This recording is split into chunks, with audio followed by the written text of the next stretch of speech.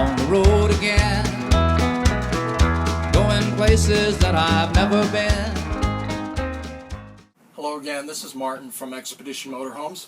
We're going to talk to you a little bit about the refrigerator today for your trip. I like to refer to the refrigerators as being smart refrigerators because they know exactly what kind of power they want and they'll look for it. So the refrigerators on all of our RVs prefer to have 110 volt power. And so if you are hooked up to a campsite, or if you have your generator running, then the refrigerator will be smart. They'll find the 110 volt power and they will automatically switch over to it so it's using that power. If you're not hooked up in your campsite and you're not using your generator, then the refrigerator will automatically switch over to propane. And you'll use the propane when you're driving.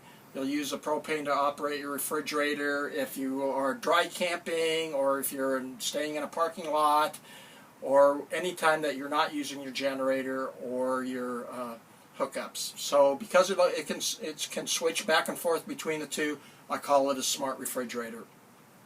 The way you can tell that it's working properly is by this little panel up top. There'll be a switch on it or a light on it that has a little label to it that says auto. And the auto means that will automatically search between the 110 volt and the propane. So you don't have to do anything. The refrigerator will be on all the time. And that's definitely the position that you want to have the refrigerator in the on position or the auto position. If the refrigerator stops working and stops cooling for any reason, then this light, instead of the auto light being on, it will either turn off or it will switch over to another light that's on this panel, which is called the check light.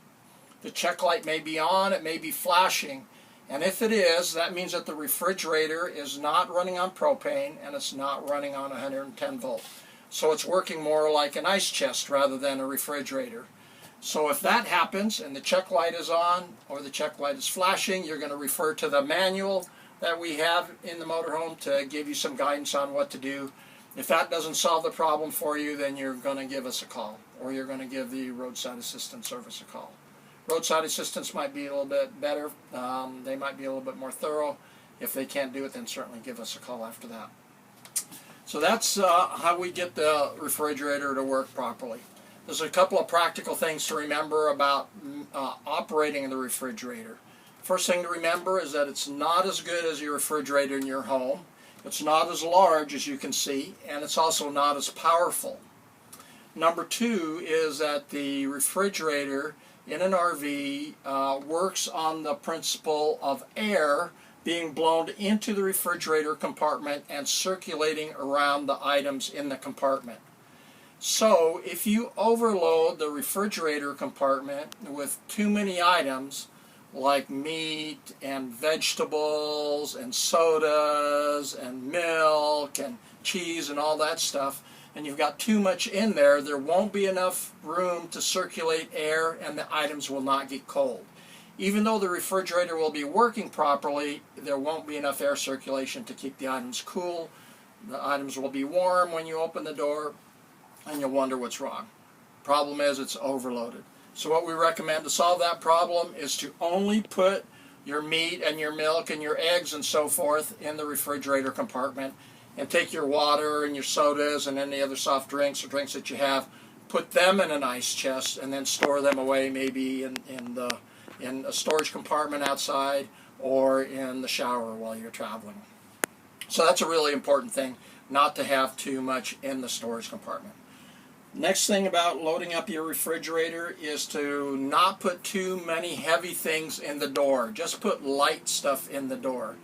Because if there's too much weight in the door and you're rocking around in the motorhome as you're driving, it could accidentally pop the latch of the handle in the refrigerator and that door will fly open. All the food then will fall out of the door and out of the compartment, and you're going to have a big mess on your hands. So make sure you don't put too much weight in the door.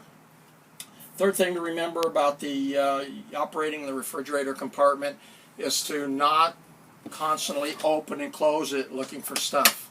Like for me, I'm always into my refrigerator at home looking for munchies and snacks and things like that. If we do that on your RV refrigerator, all the cold air is going to get out of it. And then when you close the door, it's going to be filled with warm air. Then the refrigerator's got to work really hard to warm that air up. Not going to work very well, and it's going to take a while to chill your food down again. So if you find that your food's not as cold as you like, probably one reason for that is you've got various people in the RV aren't aware of how to use an RV refrigerator, and they'll be letting all the cold air out. So make sure that you keep that door closed at all times. So that's using the refrigerator compartment. If you can remember those things, you're going to be in great shape. The refrigerator compartment's going to work really, really well for you. I want to talk next about the freezer compartment up above.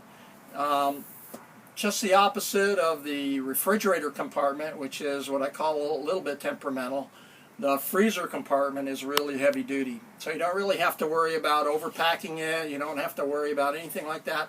It's very, very strong. You can put ice cream in there, ice cubes or whatever. It will keep it very, very cold and frozen. So you don't have to worry about anything there.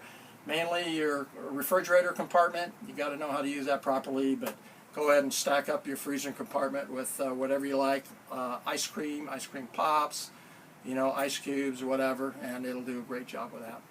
So that's it in a nutshell for your refrigerator.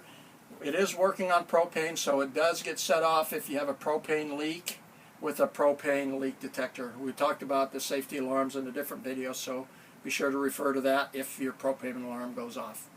Other than that, that should cover it for the refrigerator in your RV.